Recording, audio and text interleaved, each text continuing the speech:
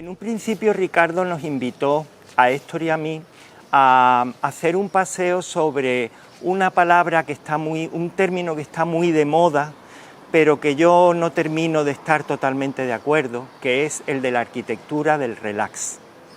La arquitectura del relax, para quienes no lo sepan, es un término que acuña el artista plástico Diego Santos y un historiador del arte, Juan Antonio Ramírez, que en los años 80 pues, recorren la costa occidental malagueña, la Costa del Sol occidental, y entienden que hay un tipo de arquitectura ligada al ocio, hoteles, gasolineras, cafeterías, restaurantes, urbanizaciones, ligadas al ocio a partir de los años 50, 60 y sobre todo 70 y primeros 80, y a todo ello, pues que tiene una serie de características, es como una especie de mezcla de cosas, y a todo ello le llaman arquitectura del relax. Se publica un libro en el año 87, hay en el Colegio de Arquitectos Tecla Lumbrera comisaría una exposición sobre el tema, y bueno, pues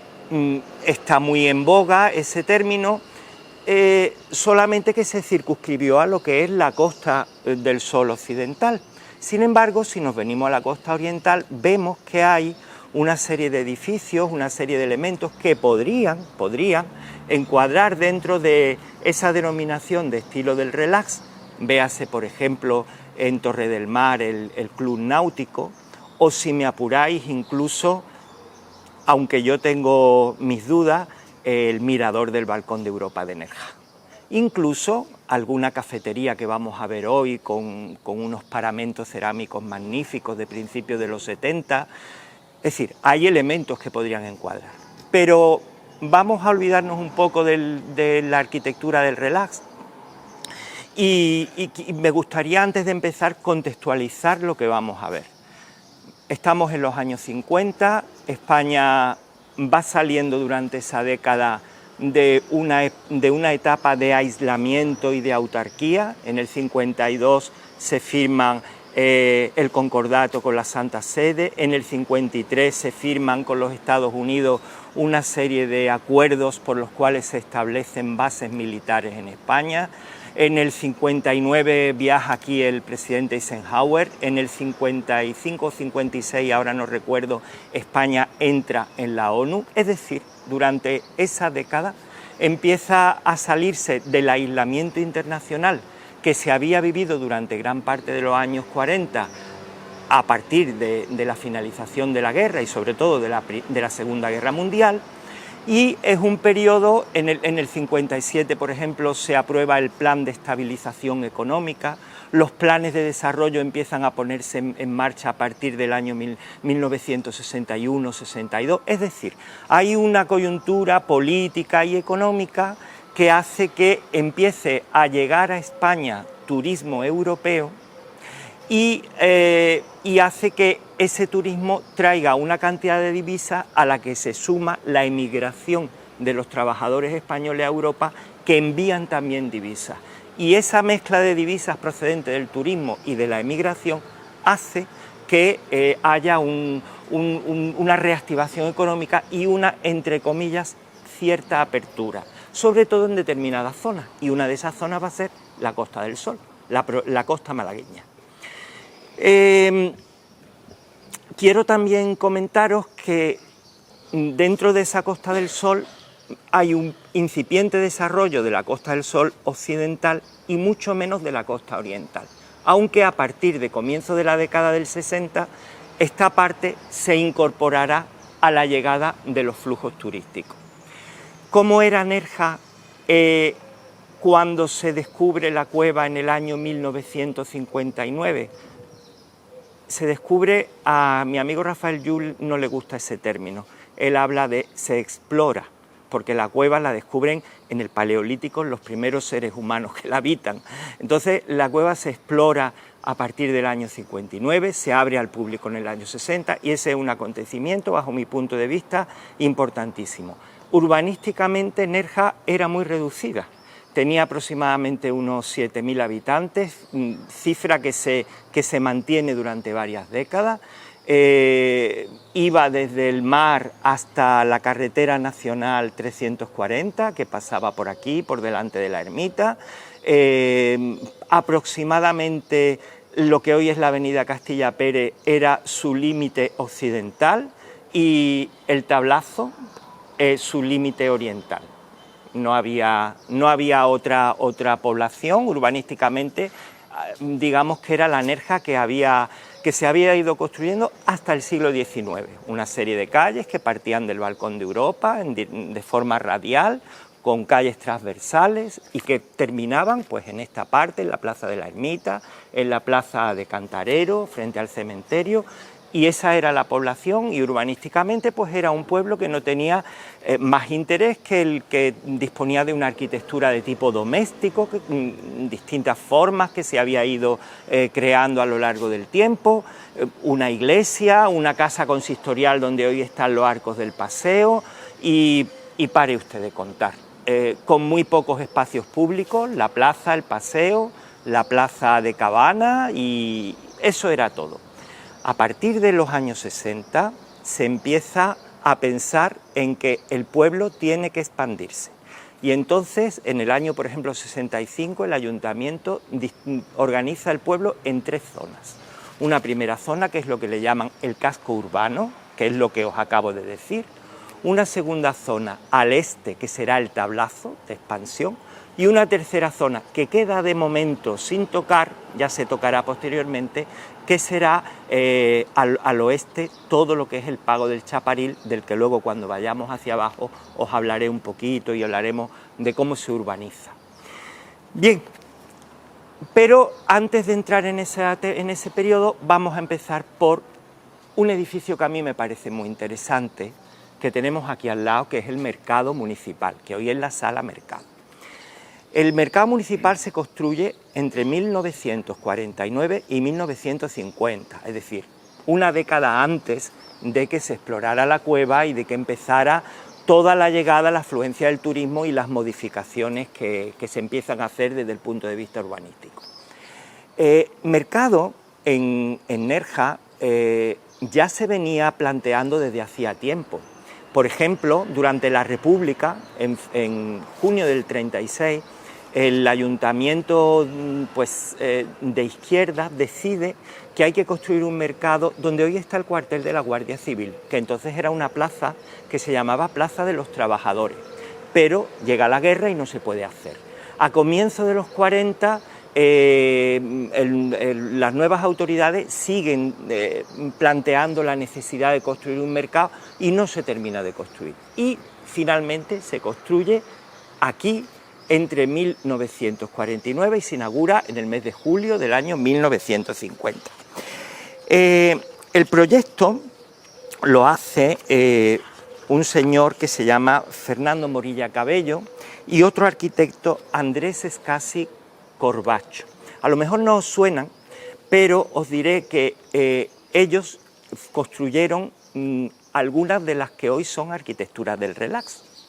El Cine Sohail de Fuengirola, el Bazar Aladino de Torremolinos, lo construyen ellos, la iglesia Nuestra Señora de Fátima de Málaga, el edificio de lo que fue Almacén en Mérida a la entrada de calle Mármoles, lo construyen ellos. Es decir, estamos hablando de unos arquitectos que quizá no en este edificio, pero sí en edificios posteriores, realizaron una arquitectura muy moderna para su tiempo en la provincia de Málaga. El mercado ha tenido distintas ampliaciones. Ahora luego vamos a pasar a la fachada y la vamos a ver, pero aprovechamos la sombra para hacer las explicaciones. En un principio el mercado era más reducido de lo que es todo este edificio. Era una primera nave rectangular de 8 metros de fachada y que tenía aproximadamente unos 450, hablo de memoria, metros cuadrados de superficie. En realidad no es como es ahora la sala mercado, que tú entras y es toda diáfana. Era una nave central y luego unas naves perimetrales en las cuales se abrían una serie de puestecitos individuales, como veis aquí, veis una serie de arcos. Bien, eso eran una serie de puestos individuales con un tejadillo al exterior eran puestos de fruta, puestos de verduras, de hortalizas, mientras que el pescado y la carne se encontraban en la parte interior. La techumbre tenía, pues en fin, una estructura metálica, era muy diferente. Hay fotografías antiguas, yo quería haber traído en una tablet, pero no me ha dado tiempo a ordenar, fotografías antiguas que se pueden ver por internet, pues donde aparecen en la fachada el yugo y las flechas y una serie de símbolos fascistas de la época. El mercado se le van haciendo remodelaciones porque se queda pequeño y se queda obsoleto. Hay 3 intentos de remodelación, uno de ellos lo plantean en el año 75 los arquitectos Jerónimo Junquera y Estanislao Pérez Pita, de los que luego habrá ocasión de hablar cuando vayamos hacia el Parador por calle Carabeo. Luego hay unas cuantas remodelaciones más hasta que al final, a principios de los 90, este mercado se transforma en una sala de exposiciones, que hoy es la Sala Mercado, con una serie de transformaciones. Una de las modificaciones que se le hizo, se le amplió una segunda parte, que es lo que hoy es la biblioteca y todo el edificio que vemos al fondo, y se le hace también una planta inferior. Con lo cual el edificio llega a tener unos 1000 metros cuadrados de superficie. Hay un proyecto posterior que pretendía elevar una planta alta, pero que por falta de fondos no se construye. Hay un dato muy interesante desde el punto de vista de la fachada. Vamos a ver la fachada. El edificio original hay que hacer un poco de imaginación y ver la fachada, pero con una serie de elementos que ya no están. Como son los puestos laterales que hemos dicho, imaginaros que estén abiertos, que tengan sus tejadillos, que allí estén la fruta, la verdura, era un mercado. Y la fachada tiene pues toda un remate mistilíneo idéntico al que tenía el estadio de fútbol de la Rosaleda de Málaga que diseña Guerrero Strachan. Entonces Fernando Morilla lo que hace es que copia el diseño de fachada que Guerrero Strachan concibe para el estadio La Rosaleda y lo trae aquí. Veis que es una disposición mistilínea. Y además el arco, que hoy es de medio punto, que ya en una remodelación de los años 70 u 80 se hace así, originalmente era un arco catenario. ¿Qué es un arco catenario? Si cogen ustedes una cadena y dejan que caiga la cadena, la forma de esa cadena luego le dan la vuelta, imaginemos que se mantenga la cadena, esa forma sería un arco catenario. Bien, pues originalmente era un arco catenario con un pequeño zaguán de entrada y luego venía ya la nave central. Esa era la disposición. Ahora se han cerrado los puestos laterales, se ha eliminado el arco catenario y se ha hecho un arco de medio punto. El zaguán de entrada ya no existe, sino que se entra directamente a la sala y ahí hay una especie de muro bajo raro, Y bueno, a mí me recuerda a otras cosas, pero bueno, pero no lo diré porque estamos en grabación. Y ha sido transformada para otro uso. Entonces quería yo que, digamos, que tuvieran en cuenta eso. Importante el espacio urbano en que nos encontramos, la Plaza de la Ermita. Esto era campo cuando se construye la ermita en el siglo XVIII, pero a partir del XIX se convierte en uno de los focos, digamos, económicos del pueblo. Es donde vienen los jornaleros a colocarse para que los manijeros vengan a contratarlos, para llevarlos a trabajar al campo.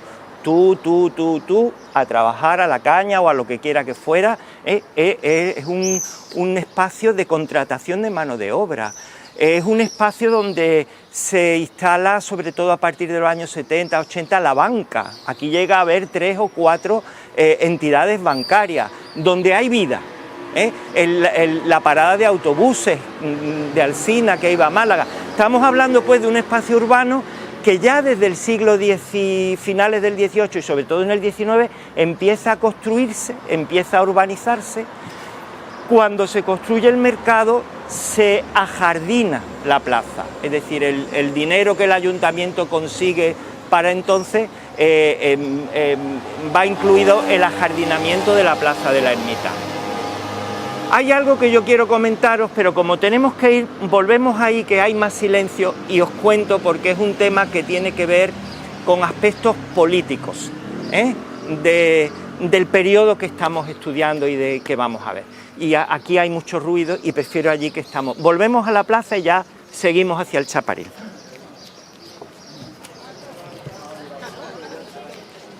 Hasta los años 50, en la Costa del Sol, el poder político estaba en manos de una burguesía terrateniente, agroindustrial, había grandes caciques, estaban los larios, etcétera, pero luego había una mediana o pequeña burguesía en todos los pueblos, pues que o bien tenían propiedades agrarias, o bien participaban en fábricas azucareras o en maquinillas de miel, en fin, había una especie de burguesía agroindustrial que detentaba el poder en la Costa del Sol, tanto en la oriental como en la occidental. Sin embargo, a partir de los años 50 hay un nuevo grupo de poder, y ese nuevo grupo de poder está obviamente ligado al franquismo y a los empresarios forasteros que llegan aquí, primero a la costa occidental, también luego a la oriental, como son los Hohenlohe, como es Banús, como es una serie de personas que vienen tanto de Europa como de otros lugares de España, que se instalan aquí y a cuya sombra pues también empiezan a desarrollar actividades económicas esa antigua, o por lo menos parte de esa antigua burguesía agroindustrial que había.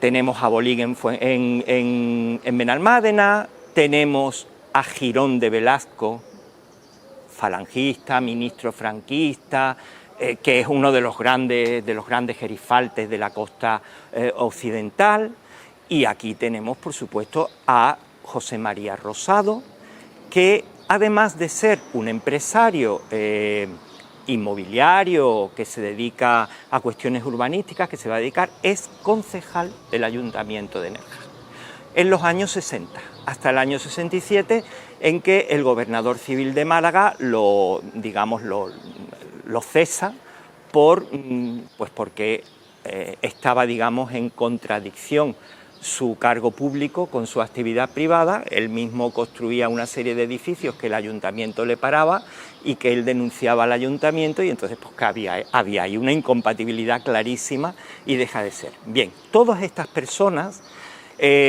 con poder político aquí, pero también con conexiones con el gobierno de Madrid, entre todos ellos está Antonio Rodríguez Acosta. Rodríguez Acosta fue gobernador civil de Málaga entre el año 1958 y 1962, justo cuando se explora la cueva de Nerja. Y él de alguna manera interviene en el cambio, digamos, urbano que va a tener Nerja. Yo quiero leeros una carta, no está publicada, la encontré en el Archivo General de la Administración de Alcalá de Henares, viendo el expediente sobre el mirador del Balcón de Europa, sobre la obra, que os voy a leer porque es sumamente clarificadora. La carta lleva fecha de 15 de noviembre de 1960. La cueva ya se había abierto al público. Está dirigida al director general de Arquitectura, Miguel Ángel García Loma, y está fechada en Málaga. Dice así: mi querido amigo, con fecha 29 del pasado mes de septiembre te dirigí una carta en la que me refería a la visita que hizo el arquitecto de esa dirección general, señor Pons Sorolla, a las ciudades de Vélez Málaga, Antequera y Málaga capital. Como continuación de la mencionada carta, te dirijo hoy la presente para rogarte que se active por esa dirección general la confección de la ruta turística en la que se incluirán los valores arquitectónicos existentes en tales ciudades, a los que habrá que añadirse la localidad de Nerja.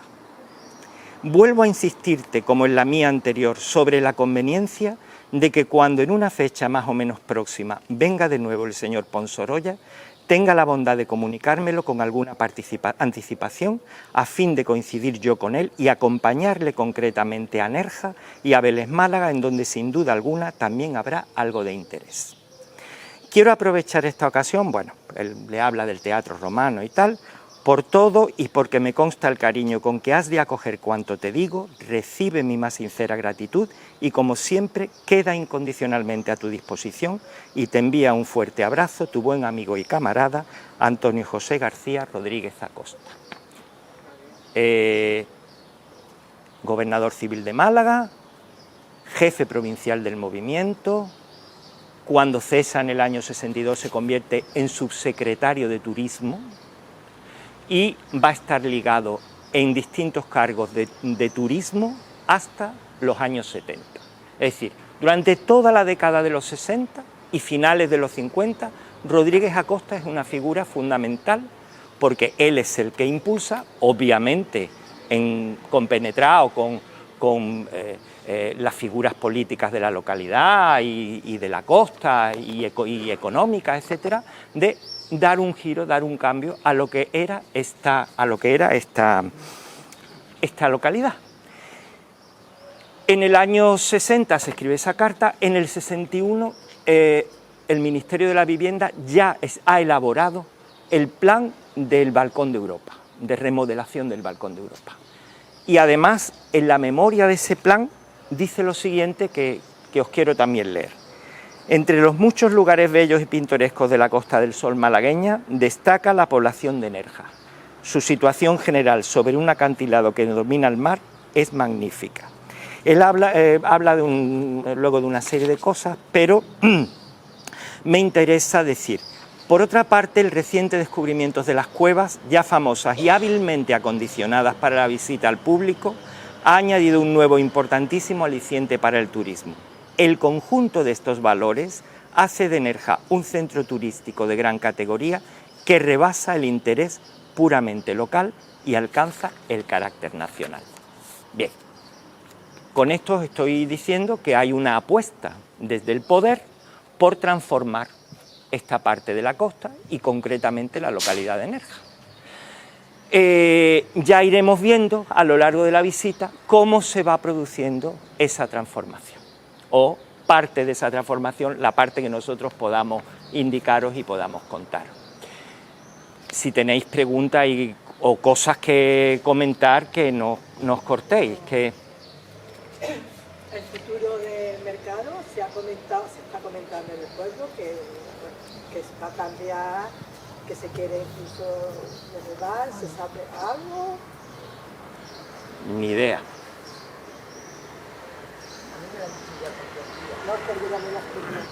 Y yo no sé qué es lo que se quiere hacer. ¿Habéis oído algo de...? Se comenta que por parte del ayuntamiento, pues esto se requiere, lo que hay ahora mismo no les satisface. No. Y entonces se quiere o derribar o reconstruir, o no sé exactamente, pero que sí se está dentro de, no sabemos, en la campaña electoral municipal que haya siguiente, habrá una porque ahora mismo tal como está, que no está aprovechado. No. No sabemos. Turístico,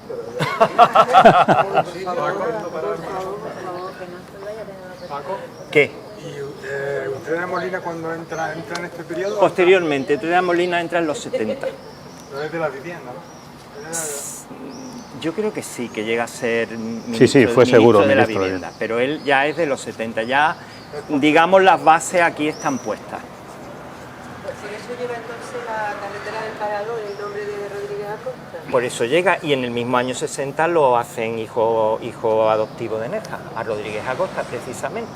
Entonces, no hay que olvidar nunca estas pinceladas de tipo político para entender parte de la transformación que va a sufrir el pueblo a partir de entonces. Ahí la nueva riqueza está en el ladrillo, en la construcción y en la creación de infraestructuras turísticas. En el 58 se construye el primer hotel, porque aquí no había hoteles, había fondas, pensiones. El primer hotel se construye, que es el Hotel Luna, frente a donde hoy es Capistrano. Es el primer hotel. No, perdón, el primero es el Portofino.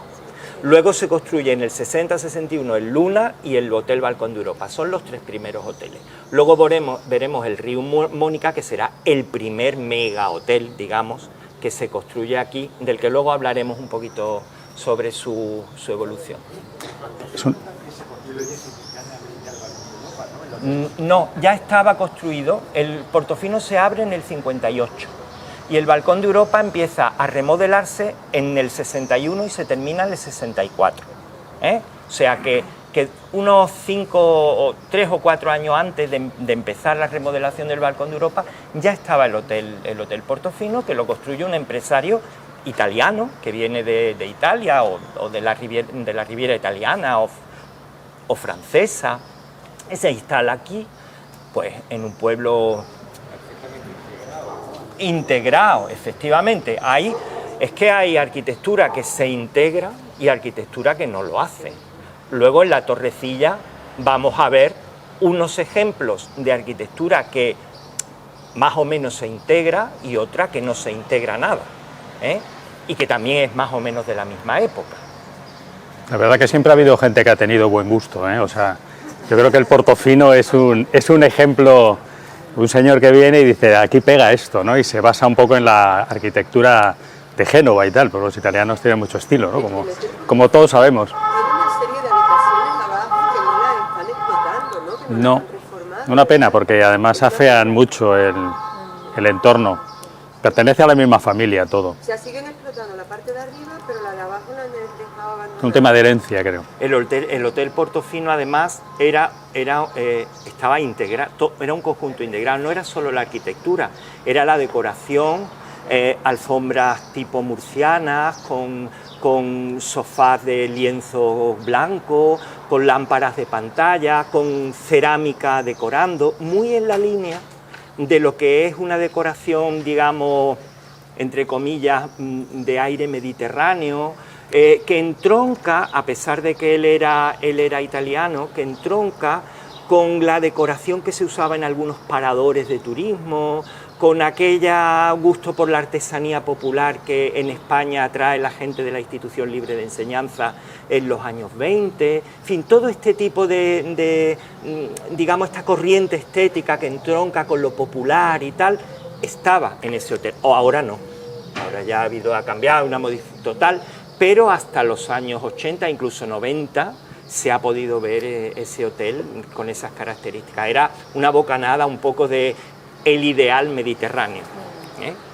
Bien, pues yo creo que ya nos podemos ir para la zona.